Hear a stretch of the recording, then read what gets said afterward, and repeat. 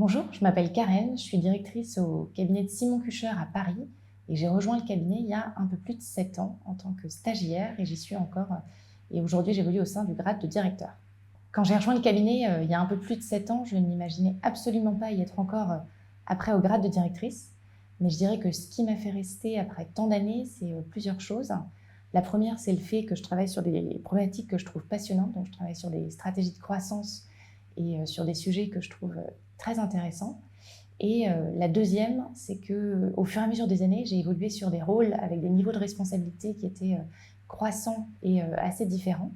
Et ce que j'ai pu aussi apprécier, c'est qu'on a un niveau d'exposition auprès d'interlocuteurs que je trouve passionnant, que ce soit à la fois des niveaux plutôt COMEX ou CODIR, que des niveaux de rôle plus opérationnels. Je dirais que ce qui nous différencie beaucoup d'autres cabinets de conseil, c'est le fait qu'on soit des experts en croissance de la top line. Donc ça veut dire qu'au quotidien, on accompagne nos clients sur des stratégies d'augmentation de leurs revenus. Donc ça, ce sont des missions qui sont très souvent à fort impact pour nos clients. Et c'est en tout cas une dimension que moi j'adore dans le poste que j'occupe aujourd'hui. Le cabinet a été fondé par 2 universitaires allemands et on a à cœur, dans les recommandations qu'on émet pour nos clients, de toujours nous baser sur des analyses qui vont être assez poussées et qui vont être vraiment factuelles. Donc ça, c'est une spécificité aussi assez intéressante du cabinet. Simon Kucher a la réputation d'avoir un bon work-life balance par rapport à d'autres cabinets de conseil. Et c'est effectivement quelque chose que moi, je ne peux pas démentir. D'une part, parce que sinon, j'y serais pas restée après 7 ans de conseil. Et d'autre part, moi, parce qu'en tant que directrice, j'ai aussi l'objectif de faire en sorte que mes équipes soient satisfaites au quotidien. Et donc, on a des prises de température qui sont réalisées toutes les 2 semaines à peu près.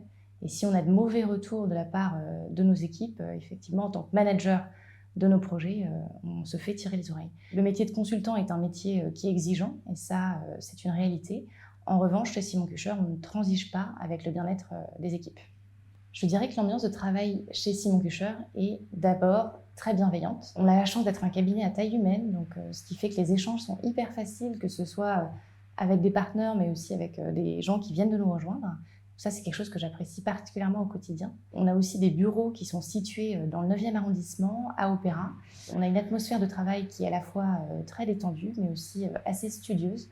On a la chance d'avoir aussi quelques jours de télétravail qui font qu'on est dans une ambiance de travail qui est très agréable. Je dirais que Simon Kucher est un cabinet de conseil qui est spécialisé sur des stratégies de croissance, mais on est nous-mêmes un acteur qui est en très forte croissance depuis de nombreuses années. Donc ça veut dire qu'au quotidien, il y a de la place pour tout le monde et il y a de la place pour grandir. Donc il y a vraiment une culture et une valorisation de l'entrepreneuriat qu'on prône chez nous. Ça veut dire que si vous voulez développer des secteurs, développer des expertises chez Simon Kucher, la porte est grande ouverte. Et je trouve que c'est quelque chose de très agréable dans nos métiers. Deuxième élément qui va être assez différenciant par rapport à d'autres cabinets, c'est le fait qu'on soit très développé à l'international. Donc on est présent dans plus de 100 pays dans le monde, ce qui veut dire d'une part que vous pouvez bénéficier de programmes de rotation au sein de notre bureau, mais ce qui veut aussi dire que vous pouvez réaliser des projets à l'étranger. Et enfin, ce qui veut dire qu'au quotidien, on peut s'appuyer sur le réseau de nos collègues qui vont travailler dans d'autres pays et qui vont par exemple avoir développé plus telle ou telle expertise pour partager des savoirs et échanger sur des sujets qui nous intéressent.